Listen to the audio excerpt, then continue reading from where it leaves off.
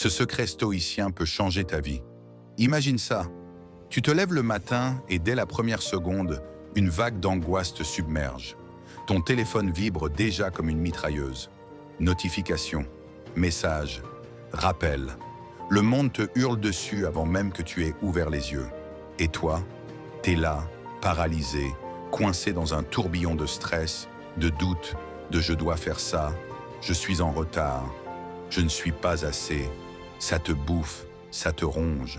Et au fond, tu te demandes, c'est ça ma vie? Courir après quelque chose que je ne contrôle même pas? La vérité? Oui, brutale, froide, implacable, tu ne contrôles presque rien. Et ça fait mal de l'admettre. Mais attends, respire. Parce que ce que je vais te révéler aujourd'hui, ce secret oublié, venu d'un monde ancien, peut tout changer. Pas demain, pas dans 10 ans. Maintenant, un secret stoïcien, une arme mentale forgée dans le feu de la Rome antique, utilisée par des hommes qui ont affronté la mort, la ruine, l'exil, et qui ont quand même trouvé la paix. Et toi, oui toi, qui écoutes ça, tu peux l'utiliser pour reprendre le contrôle, pour arrêter de courir, pour vivre vraiment. Je sais ce que tu ressens. Cette boule dans la gorge quand tu scrolles sur ton écran, comparant ta vie à celle des autres. Ce poids sur tes épaules quand ton boss te met la pression, quand tes rêves s'effritent, quand tes journées se transforment en une liste de tâches sans fin. Tu te sens dépassé, jugé, perdu. Peut-être même que tu te dis « Je suis faible. Pourquoi je n'arrive pas à tenir le coup ?» Mais tu n'es pas faible, tu es humain. Et ce chaos, ce n'est pas toi, c'est le monde autour de toi qui te tire vers le bas, qui te bombarde, qui te fait croire que tu dois tout porter. Je suis passé par là.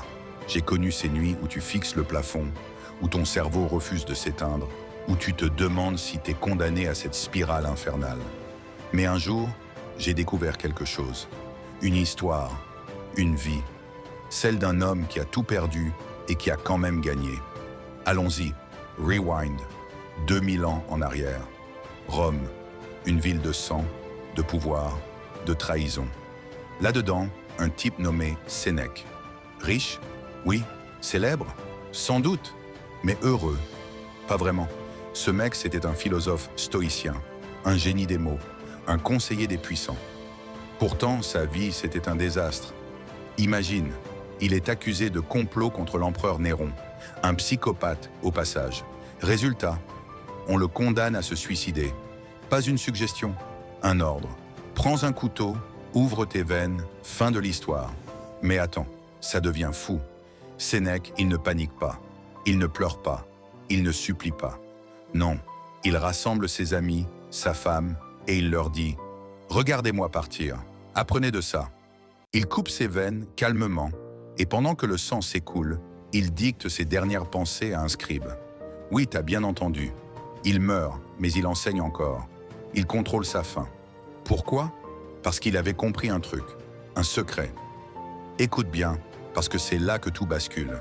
Sénèque a dit un jour « Tu as pouvoir sur ton esprit, pas sur les événements extérieurs. Réalise cela et tu trouveras la force. » Bam! Relis ça dans ta tête.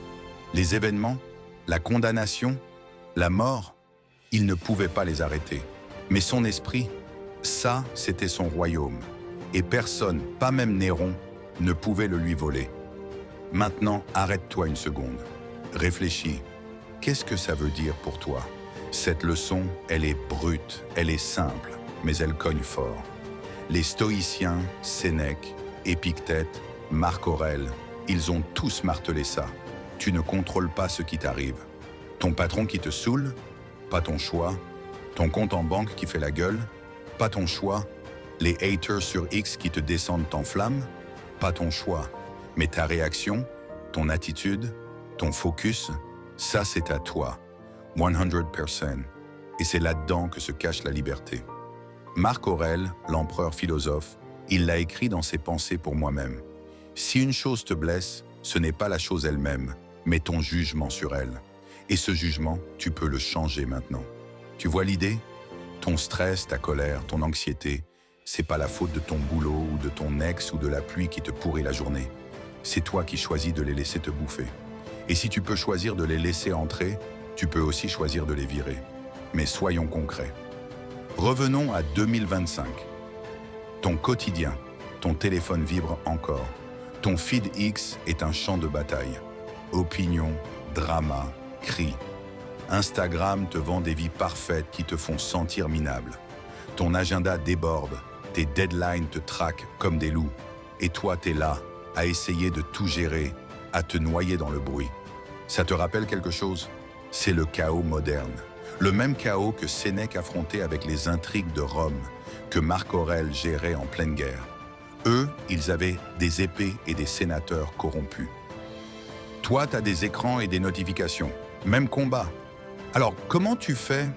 Comment tu appliques ce secret stoïcien dans ce monde qui va à 300 à l'heure? Facile. Pas simple, mais facile. Tu commences par trier. Qu'est-ce que tu contrôles vraiment?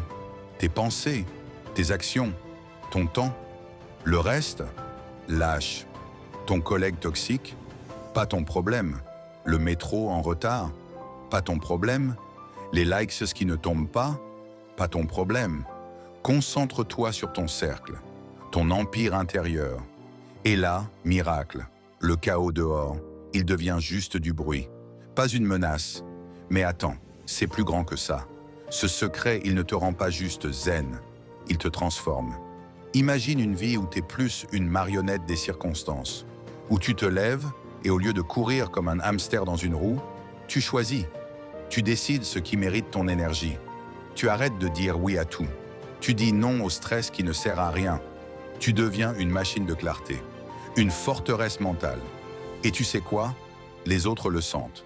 Ton boss, tes amis, même les inconnus. Ils voient un truc différent en toi. Une force, une paix, une présence. Épictète, un ancien esclave devenu maître stoïcien, a lâché ça. Ce n'est pas ce qui t'arrive qui te trouble, mais ce que tu en penses. Réfléchis. Si tu perds ton job demain, est-ce que c'est la fin du monde? Ou est-ce que c'est juste une porte qui se ferme et toi tu choisis comment tu passes à la suivante? Si quelqu'un te critique, est-ce que ça te définit? Ou est-ce que tu décides qui tu es? Ce secret, c'est une clé. Une clé pour te libérer des chaînes que tu te mets tout seul. Alors, pourquoi tu ne changes pas? Pourquoi tu restes dans ce cycle de stress, de peur, de « je ferai ça plus tard ». Parce que c'est dur, parce que ça fait peur. Oui, c'est dur, mais rester coincé, c'est pire. Rester faible, c'est pire.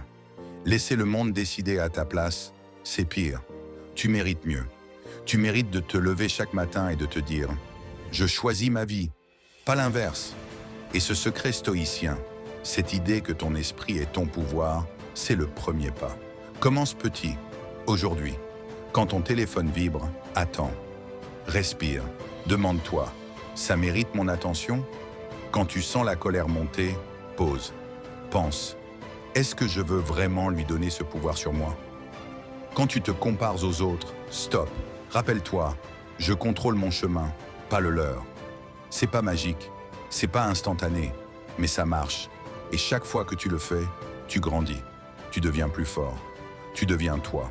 On arrive à la fin. Mais avant de partir, écoute ça. Tu n'es pas obligé de vivre comme un pion. Tu n'es pas condamné à courir, à stresser, à te perdre. Les stoïciens l'ont prouvé. Sénèque a transformé sa mort en leçon. Marc Aurèle a gouverné un empire en gardant la tête froide. Épictète a trouvé la liberté dans ses chaînes. Et toi? Toi, t'as tout ce qu'il faut pour reprendre les rênes. Ce secret, c'est pas juste une vieille idée poussiéreuse. C'est une révolution. Une explosion dans ta tête qui te dit « tu es assez, tu peux le faire, maintenant ». Alors dis-moi, qu'est-ce que tu vas faire de ça? Vas-tu laisser ce moment glisser, retourner à ton écran, à ta routine, à ton chaos? Ou vas-tu te lever, regarder ce bordel en face et dire « plus jamais, c'est moi qui décide ». La balle est dans ton camp et quelque chose me dit que tu es prêt à la saisir. Qu'est-ce que t'en penses?